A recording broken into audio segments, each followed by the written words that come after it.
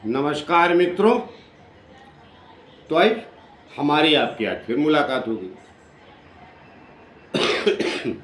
और जैसा कि मैं हमेशा ही एक लाइन दोहराता हूँ कि जब तक परमात्मा की परमेश्वर की मर्जी है, हमारा आपका सिलसिला चलता ही रहेगा। तो आइए आज बात करूँगा कुंडली के आपके पंचम और नवम स्थान की, दो त्रिकोण की। कुंडली में यही दो त्रिकोण होते हैं। तो केंद्र की बात नहीं करूँगा, 1 4 7 10, सिर्फ त्रिकोण की बात करूँगा कि कब ज़्यादा प्रभावशाली हो जाते हैं आपकी कुंडली में। और इतनी इम्पोर्टेंस हमारे ज्योतिषाचार्यों ने, हमारे ज्योतिष विधियों ने, पूर्वजों ने हमारे इतनी ज़्यादा पंचम स्थान की खूबी और प्रशंसा क्यों की है, इतना महत्व क्यों दिया है पंचम और नवम स्थान, इन दो त्रिकोण स्थानों को। देखिए, कुंडली में आपके पंचम स्थान उच्च ज्ञान का है, दूसरा स्थान आपकी शुरुआती पढ़ाई लिखाई का है, अर्थात 10वीं 11वीं 12वीं तक कह लीजिए।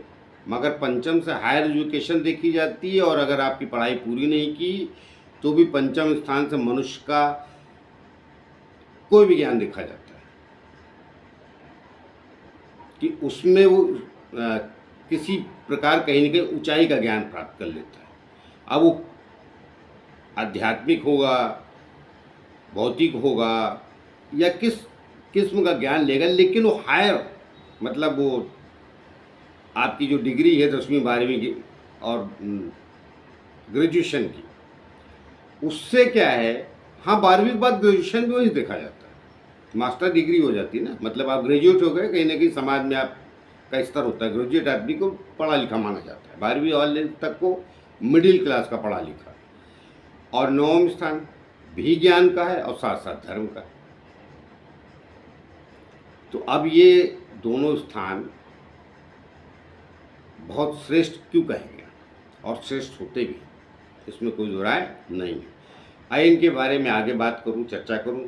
उसके पहले एक छोटी सी प्रार्थना और भी करता हूं कि जिन लोगों ने चैनल सब्सक्राइब नहीं किया कृपया कर लीजिए, उससे हमें बल और शक्ति मिलती है जो आप लोगों के द्वारा ही आती है। तो आइए, पंचम स्थान के बारे में मैंने खूबी बता दी। अब नवम स्थान देखिए, सबसे ज़्यादा तो नवम स्थान माना जाता है धर्म स्थान, फिर आपका भाग्य स्थान माना जाता है। देखिए, भाग्य स्थान जो है, तो भाग्य मतलब क्या है, आपके हिस्से में जीवन में कितना हिस्सा है इस धरती पे किसी भी चीज़ का, धन का, दौलत का, पत्नी सुख का, पुत्र संतान सुख का, पुत्र पुत्री दोनों का, संतान सुख का, तो वो हर चीज़ का हिस्सा है ना, उसलिए नवम स्थान भाग्य से माना जाता है। लेकिन ऐसा नहीं, 12 घर है तो हर स्थान की अलग। अभी पंचम स्थान से आपकी संतान भी देखी जाती है। हाँ, अब नवम स्थान से देखा जाएगा कि वो आपके भाग्य में कितना संतान सुख लिखा है। अब कुंडली में अगर नवम स्थान पीड़ित है तो क्या संतान सुख नहीं है? नहीं, ऐसा नहीं। देखिए, वो भी ज्ञान का ही घर। अब क्या है, वो आध्यात्मिक अवश्य। पंचम स्थान से तो आपका भौतिक ही ज्ञान भी देखा जाएगा, आध्यात्मिक भी देखा जाएगा, भौतिक भी देखा जाएगा, या किसी भी चीज़ में आप महारत हासिल करते हैं, मास्टर डिग्री, तो पंचम स्थान। लेकिन नवम स्थान से आपका आध्यात्मिक ज्ञान ही देखा जाएगा, क्योंकि वो पंचम से पंचम होता है। तो और ये नवम से नवम हो जाता है, नवम से पंचम, इस नवम, ये दोनों त्रिकोण में ही आते हैं। अगर आप नवम स्थान से गिनना शुरू करेंगे तो पंचम स्थान, सॉरी, आप पंचम स्थान से गिनना शुरू करेंगे तो 9 तक आएंगे, तो देखेंगे आप 5वां घर। और जब आप नवम स्थान से गिनना शुरू करेंगे पंचम को, देखेंगे तो पंचम स्थान 9वां है। तो ये 9-5 का जो इनका योग है, वो ज्ञान के दृष्टिकोण से ही ऊंचे कहा गया है, और बाकी इनको इसीलिए महत्वपूर्ण माना जाता है। और अब ये महत्वपूर्ण कब ज़्यादा हो जाते हैं कुंडली में, जब ये आपके कर्मेश से या आपके लग्नेश से युक्त हो जाते हैं। तो पंचम स्थान में अगर कर्मेश या लग्नेश से युक्त हो गया तो निश्चित है कि वो आदमी एक न एक दिन अपने ज्ञान की वजह से, विशेष गुणों की वजह से कह लिए, कर्मेश में युक्त हुआ है लग्नेश से, तो विशेष गुणों की वजह से एक न एक दिन समाज में अपनी स्थिति को उजागर करता है या अपनी छाप छोड़ता है, जिसको कहते हैं। अब लग्नेश या कर्मेश नवम से भी अगर हो गया तो ये पक्का है कि वो सत्कर्म की तरफ जाएगा। लग्नेश या कर्मेश युक्त हो गया, और केंद्र त्रिकोण का राजयोग भी कहा जाता है, वो भी प्राप्त होगा। तो इन स्थानों को जब केंद्र त्रिकोण का राजयोग इसलिए महत्वपूर्ण कहा जाता है, उसमें बगैर पंचम और नवम के साथ के राजयोग नहीं बनता है। तो क्यों माना जाता है महान? इनको इसलिए माना जाता है कि ज्ञान को और सत्कर्मों को लिए हुए स्थान होते हैं। यदि लग्नेश और कर्मेश से ये स्थान युक्त हो जाते हैं तो सबसे ज़्यादा मजबूती तभी प्राप्त होती है। या ये नवम या पंचम आपके कर्म स्थान को देख लें, या कर्म स्थान पे बैठ जाएं, या लग्न में बैठ जाएं, लग्नेश से कहीं भी संबंध हो जाए, देखें इनका संबंध कैसे भी हो जाए, लग्नेश या कर्मेश से, तो ये निश्चित है कि मनुष्य कहीं ना कहीं सत्कर्मों की तरफ, जो समाज के लिए उन्नति कारक होता है, परिवार या समाज के लिए उन्नति कारक होता है, उस दिशा में जाता है इनसे युक्त होने के बाद। अब राहु केतु की दृष्टि भी है तो थोड़ा बहुत बिगड़ेगा आदमी, लेकिन पूरा नहीं बिगड़ेगा। तो अभी उसको शामिल कर देंगे राहु केतु को, तो बात थोड़ी दूसरी दिशा में जाके और विलम्ब हो जाएगा वीडियो। तो मैं इसकी आज महत्वपूर्ण स्थिति को समझा रहा था। तो ये सबसे ज़्यादा महत्वपूर्ण ये आपका नवम पंचम स्थान कब हो जाता है? जब ये कर्मेश से और आपके लग्नेश से युक्त हो जाए, दृष्टि पड़ जाए, कहीं भी संबंध हो जाए, एक दूसरे को देख लें, तो ये और उपयोगी हो जाता है।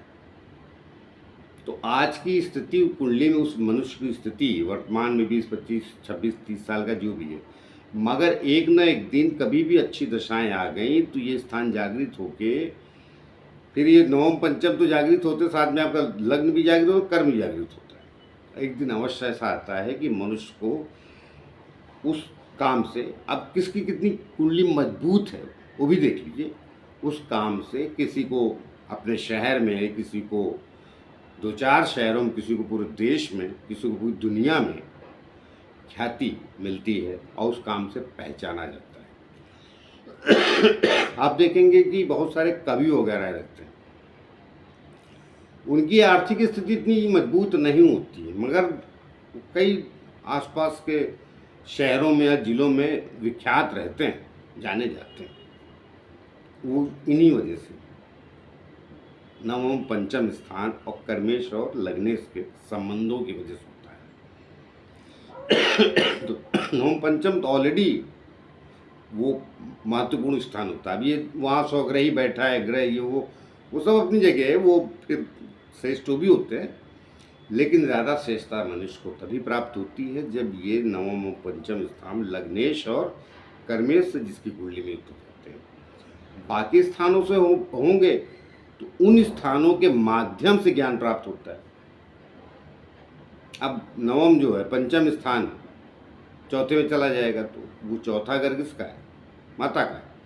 मगर चौथे घर में बैठ के 10वें स्थान को कोई भी ग्रह देखेगा तो माता पिता के द्वारा उस व्यक्ति की तरक्की या उसका ज्ञान शुरुआती बढ़ेगा, वो ज्ञानी बना देंगे या माता पिता ज्ञानी होंगे। तो फिर अलग अलग स्थितियों से जब ये जुड़ जाता है तो वहाँ पर उन स्थितियों से या उन माध्यमों से मनुष्य की तरक्की वो ख्याति होती है। अब जैसे दूसरे स्थान भी चला जाए तो धन स्थान भी चला गया, पंचम स्थान का स्वामी, तो आपकी आय ज़्यादा होगी मगर ज्ञान से। आप देखेंगे बहुत सारे लोग कुछ नहीं करते, सिर्फ बोलते हैं, मतलब समाज का ज्ञान दे रहे हैं, किसी कहीं स्पीकर हो गए, कहीं कुछ भी हो गए, मगर बड़ी लंबी चौड़ी उनकी आय होती है। उनको सुनने आते हैं करीब एक ही जगह पे 1000, 1200, 500, 10,000 लोग, तो वो फिर अलग अलग बात हो जाती है। लेकिन नवम पंचम स्थान का स्वामी कहाँ गया है वो बहुत मायने रखता है, और सबसे बेस्ट पोजीशन मैंने आपको बता दी कि वो लग्नेश हो, आपके कर्म से युक्त हो जाए। बस उसमें भी शर्त देखिए, एक बेसिक नियम नहीं बदलता। ये 6 8 12 जाते हैं तो समस्या क्रिएट करते ही करते हैं, लेकिन इन स्थानों पर जाके भी आपकी वो जो खूबी है उसका पूरी तरह दमन नहीं हो जाता है। ये लग्नेश और कर्मेश से अगर नवम पंचम स्थान के स्वामी युक्त हो जाते हैं, दमन नहीं होता। फर्क इतना होता है, बहुत देर से प्रकाशित होता है। तो किसी भी सूरत में आपका पंचम और नवम स्थान हर हाल में कुंडली में बहुत महत्वपूर्ण होता है। और जब बहुत दूषित होता है तो उन्हीं लोगों को गंवार कह देते हैं, मूर्ख कह देते हैं, नहीं बातें होती। वरना जनरली कुंडली में ये आपको कहीं ना कहीं आपकी अपनी खूबियों को बढ़ा के बचाता है या तरक्की देता है। इसलिए नवम पंचम स्थान आपके किसी भी कुंडली में बहुत महत्वपूर्ण होते हैं। तो उसको आप, मेरी इतनी बात होगी तो आप उसको नवम पंचम स्थान के जो स्वामी हैं उनको अपनी कुंडली में अवश्य देखिए और उनके हिसाब से आकलन कीजिए और आप देखेंगे आप उसी अवस्था में जी रहे हैं, आपका जीवन उसी दिशा में या अवस्था में चल रहा है। तो किस माध्यम से आप धन कमा रहे हैं वो भी वहाँ से आपको काफ़ी हद तक पता चल जाएगा। अब उसमें विस्तार से जाऊँ तो वीडियो बहुत लंबा होता है।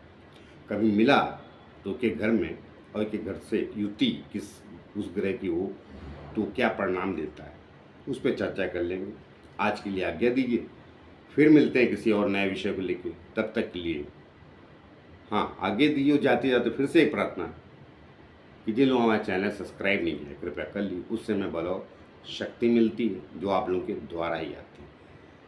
तो आइए मिलते हैं किसी और नए विषय को लेकर, तब तक के लिए नमस्कार।